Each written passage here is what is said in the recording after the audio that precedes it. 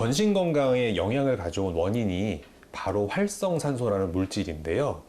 일단 간은 우리 몸에서 해독을 담당하는 굉장히 중요한 장기입니다. 근데 이 간의 건강에 문제가 발생하게 되면 독소인 활성산소 수치가 높아지면서 우리 몸의 노화를 가속시킬 뿐만 아니라 전신의 장기에 영향을 미쳐서 각종 질병의 원인이 됩니다. 간은 몸속 화학 공장이라 불릴 만큼 많은 일을 담당하는데요. 특히 간의 해독 작용이 활발할수록 발생하는 활성산소 양도 증가하게 됩니다. 이때 간은 보호하고 활성산소는 없애기 위해서 우리 체내에서 분비하는 것이 바로 글루타치온입니다. 글루타치온은 간에서 생성되는 단백질의 일종으로 글라이신, 글루타민, 시스테인 등 3가지 항산화 아미노산이 결합된 항산화 물질입니다. 글루타치온은 강력한 항산화 작용으로 신체 면역 시스템을 구축하고 우리 몸이 빠르게 늙고 병들어가는 것을 예방해서 젊음과 건강 유지에 도움을 주는 역할을 해서 일명 마스터 항산화제로 불리기도 합니다. 그렇기 때문에 중년이라면 누구나 글루타치온이 부족한 상태는 아닌지 관심을 두고 예방, 관리하는 것이 중요합니다. 안타깝게도 우리 몸속 글루타치온은 20대부터 감소하다 80대가 되면 거의 사라지게 되는데요. 더 큰 문제는 글루타치온 농도가 감소할수록 활성산소는 점점 더 증가하게 된다는 것.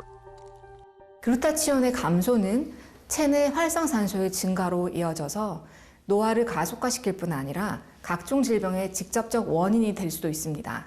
글루타치온이 부족해 체내 활성산소가 높아지면 신체의 노화 속도가 빨라지고 그로 인해 관절염, 실명의 주 원인인 백내장, 치매, 알츠하이머, 파킨슨병 같은 뇌질환이나 생명까지 위협하는 동맥경화와 암까지 각종 질병의 원인이 될 수 있습니다.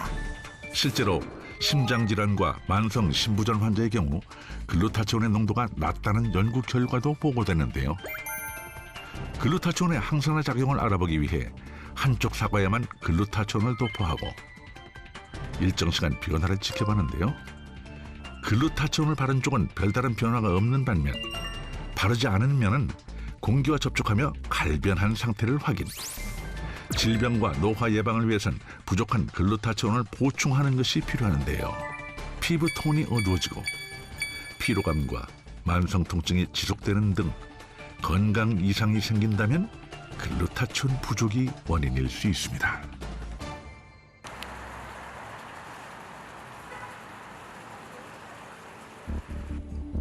피부에 쌓인 독소와 염증으로 하루하루 전쟁과 같은 시간을 보내고 있다는 한 여성을 만났습니다. 그녀에겐 어떤 사연이 있는 걸까요?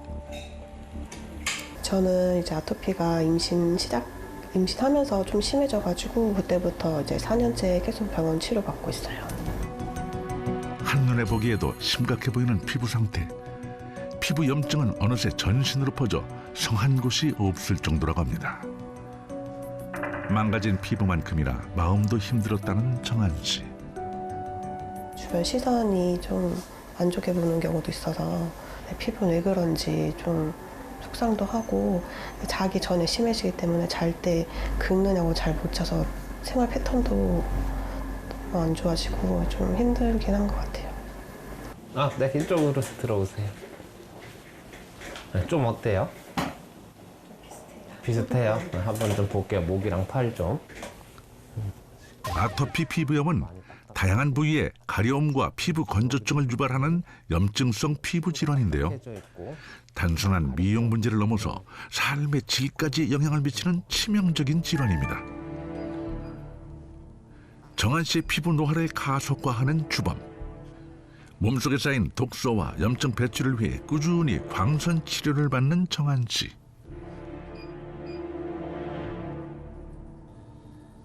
하지만 계속되는 독소의 공격과 점점 더 빨라지는 피부 노화에 걱정이 많다는 그녀인데요. 얼만큼 치료를 더 해야지 예전 피부로 돌아갈 수 있을지 빨리 돌아가고 싶은 마음뿐이에요.